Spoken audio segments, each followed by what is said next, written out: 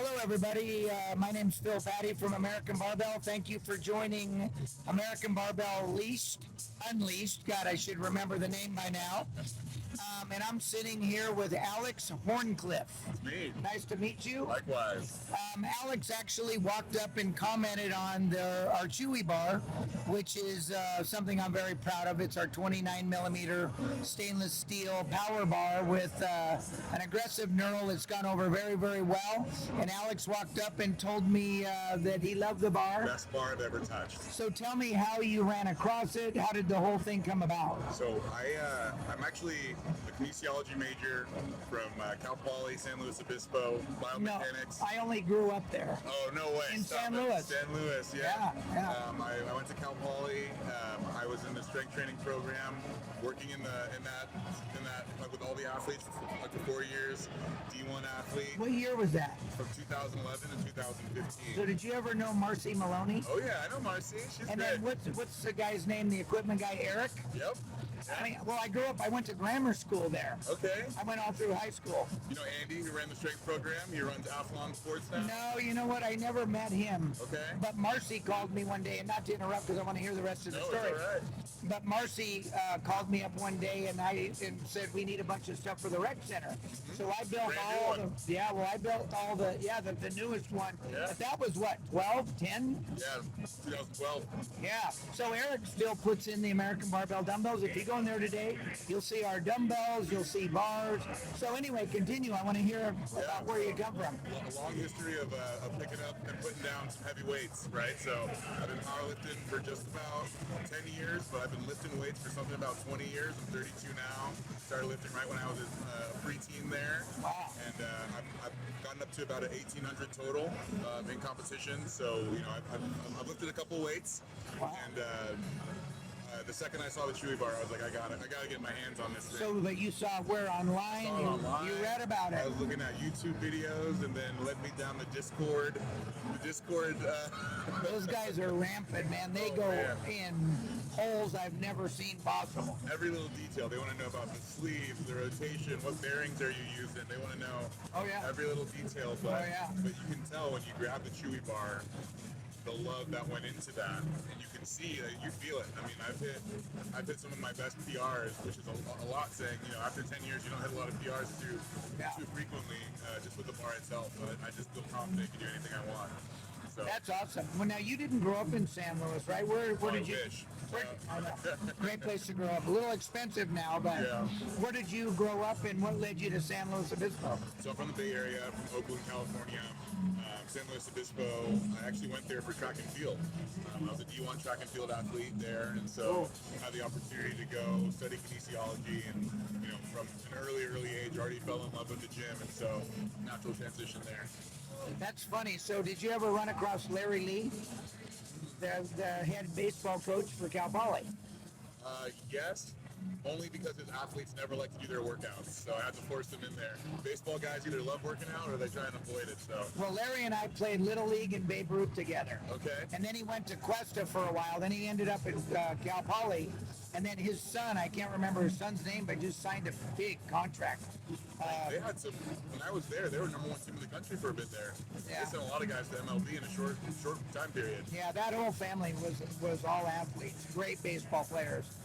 But no, that's really cool. So, you know, you're the type of customer I love, because first of all, it would blow your mind as to the lack of education about equipment in general. Oh, yeah. I mean, when I told you I interviewed Kyron Holden, I didn't even know who he was, right? Yeah. And then I started asking questions. It was like, oh, I get who he is. He's amazing. He's unreal. Yeah. But when I started talking to him about, because everybody wants to know how I got started. I was a welder. Mm-hmm. I went to San Luis Junior High School. Yeah. I started welding when I was 12. I started building gym equipment at 19.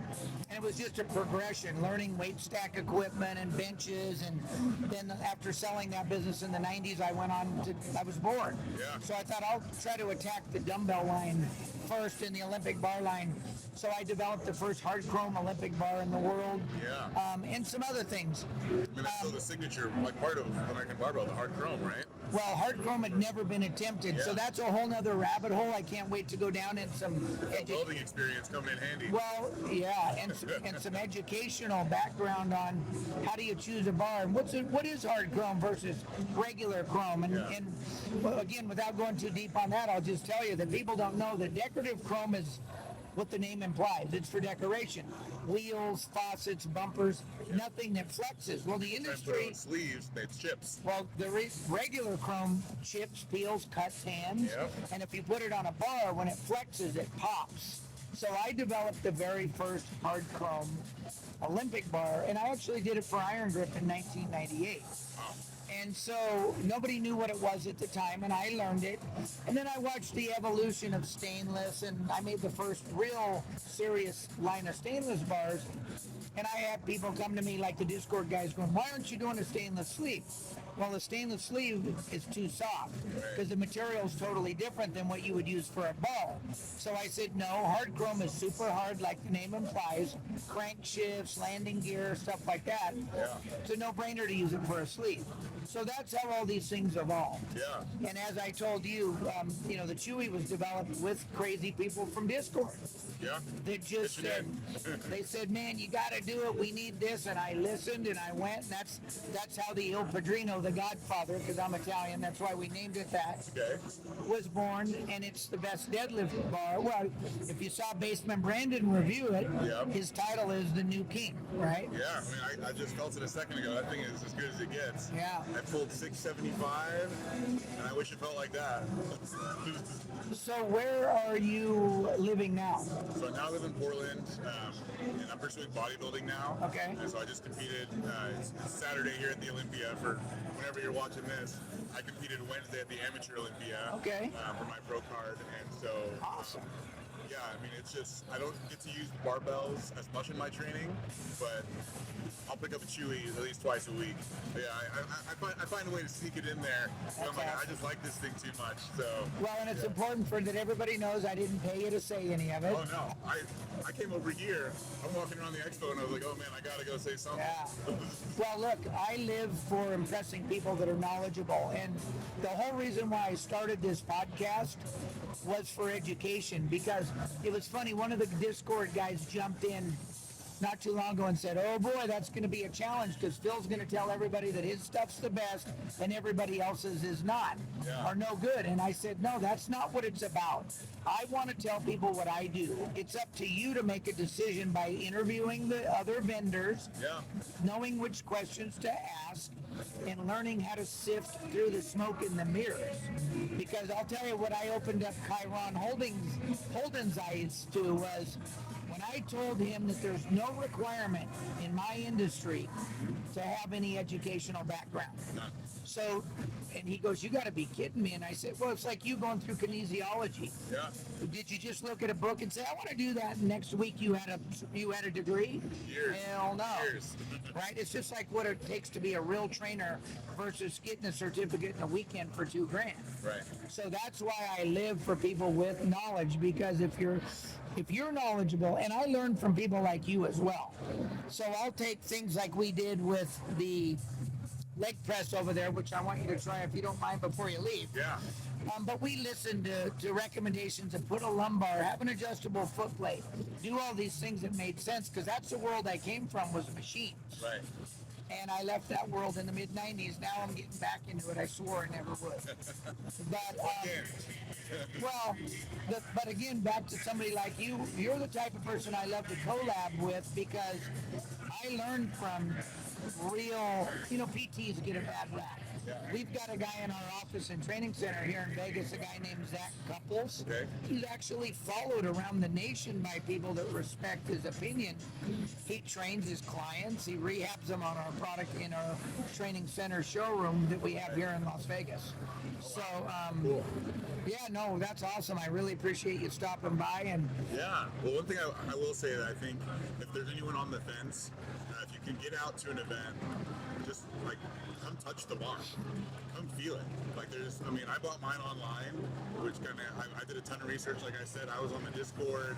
I'm looking at, I mean, there's so many YouTube reviews that are putting the Chewy bars up there, and you can see them mess with it, and they do a great job on YouTube. All the various people, like different people. But if you get a chance to just touch the bar, you'll feel the love that went into it, right? Like you'll get it the moment it touches that's the your key. fingers. Well, that's why I always put my product, and I tell people, look at it. Don't let me blow smoke at you and think I'm just selling you. Come use it. I mean, look at this. You look at the detail of these urethane plates, for example. No one had ever attempted urethane. It's a shame ever. it's not a Chargers one, but you know, it's all right. I'll let this one pass. That's a whole other avenue. but if you take a look at the attention to detail, and then there's people that'll do reviews that'll say, well, you know, American Barbell is the originator and it's the best, but you don't really need it. You can go with brand X. Well, brand X didn't exist until I created the first, and then they copied the outside. And that old, it's what's under the hood, is the key there. So if you look at the things that we do where all these logos are put in by hand in the mold, they're not painted on, they're not added later. And I will tell you this, if I wanted to plug my urethane bumper plate, I can tell you this. We've produced over 140,000 of these, all commercial, all D1, all military, as well as I'm an OEM for one of the biggest brands in the world, which means I private label for one of the biggest brands in the world.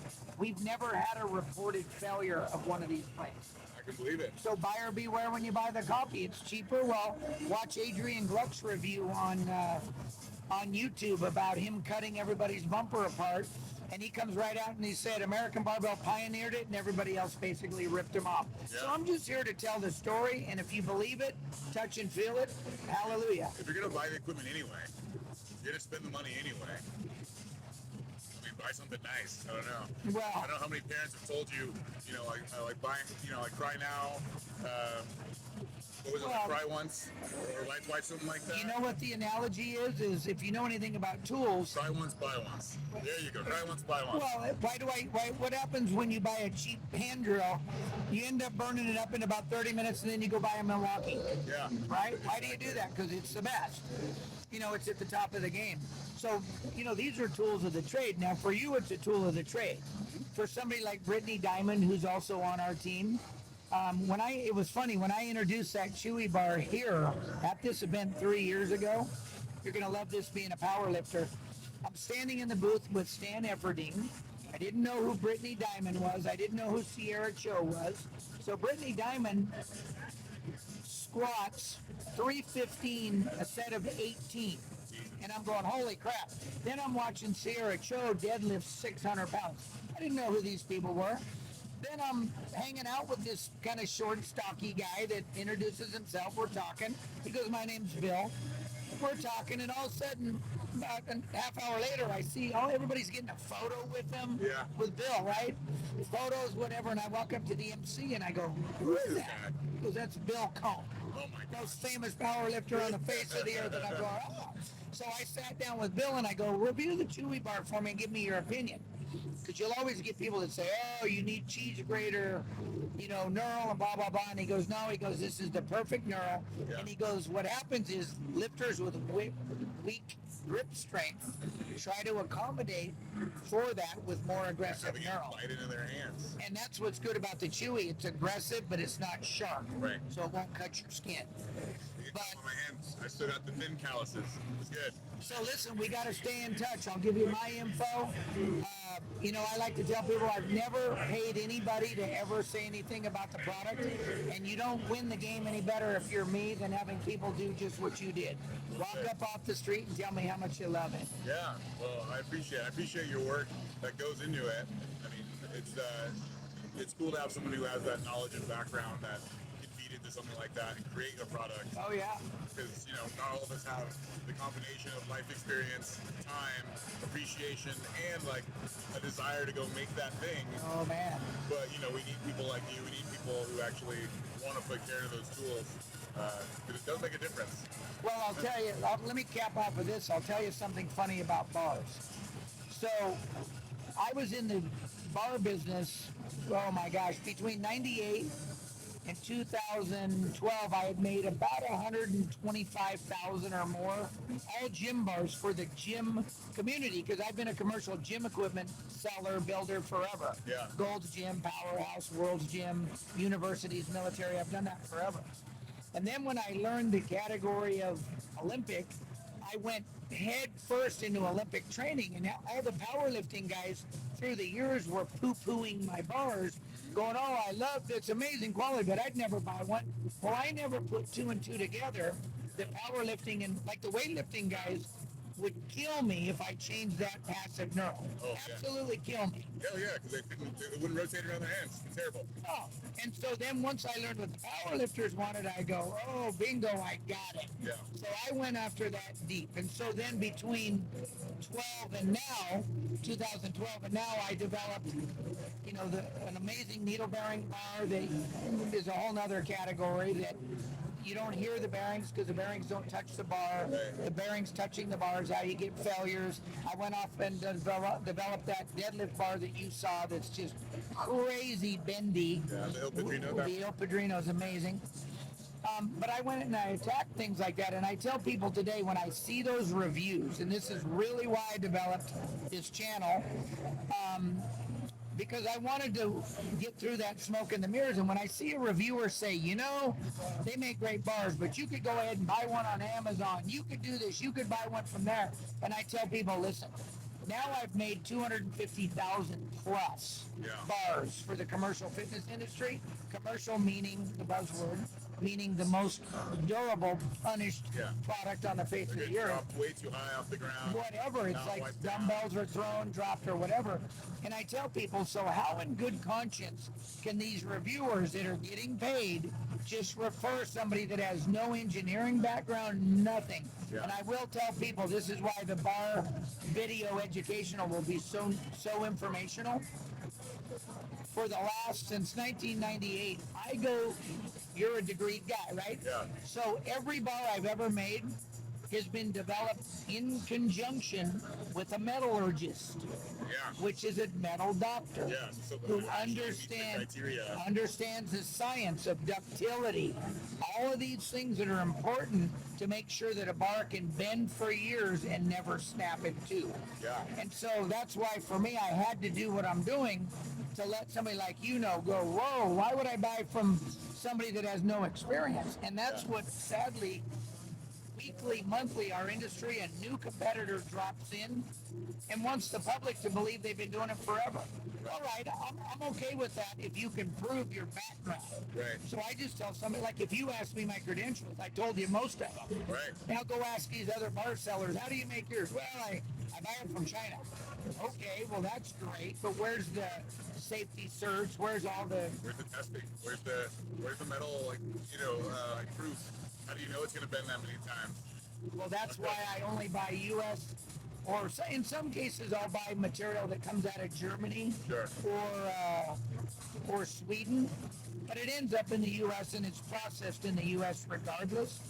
But the American barbell, huh? Well, the bottom line is that when I use the sources I do, I'm getting X-rayed, certified, stamped material, so I can fall back on a billion-dollar company that gave me that information, and I can put them in the liability chain.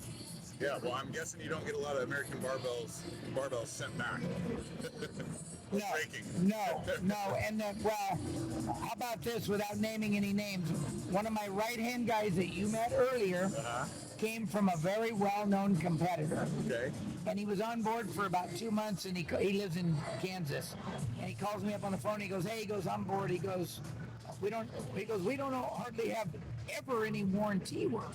And I go, well, did you at your last company? And he goes, every day, all day. every day. And I said, well, That should be a mark of welcome to the success. team. Now That's a mark of success right there. now you No got one's time sending to it do, back. now you got time to do all the other stuff, and he's amazing. So yeah, I'll cap off by showing you some other stuff. Thanks so much for taking the time. Pleasure. And thanks everybody for tuning in to American Barbell Unleashed. Yeah. You guys can see what we're all about and what I live for as a crazy manufacturing neurotic guy. Like and subscribe and stay tuned. There's more coming. Thank you.